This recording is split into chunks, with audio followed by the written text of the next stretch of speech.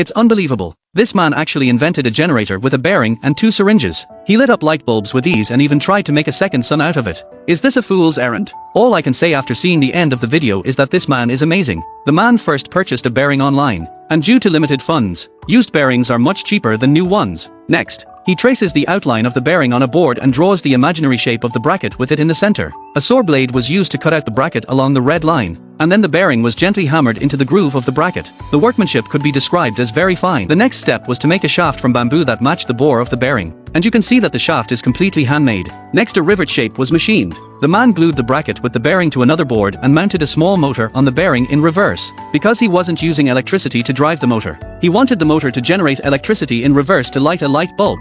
The man had prepared 2 clean syringes and 4 button magnets, which were obviously a little antique as well. When it comes to utilizing waste, Indians are really good. He glued the magnets to the syringes in the same direction to achieve the effect of peer repulsion. Then he removed 2 magnet rings from the old radio and glued them to the syringe with 502 glue. Now put the pusher into the syringe to see the effect. When the pusher is near the bottom, the magnetic force of the magnet repulsion pops the pusher back. Take 2 yogurt straws, cut them to 2 centimeters long and glue them to one end of the pusher with hot melt glue and make 2 simple springs out of bicycle strips. Next, it was time to start assembling. First, connecting the syringe to the bearing with a simple spring bar, then fixing the syringe to the bracket with hot melt glue, so that when the bearing rotates it will drive the actuator to make a piston movement in the syringe. The other side was fitted in the same way, so that a generator was complete. Only one of his fingers was needed to start the machine, and now the man was about to prove whether the great conjecture of the artificial sun could be realized or not. Just like that, a simple device without any energy input actually did light up a light bulb. The man said that if the device could be enlarged 10,000 times,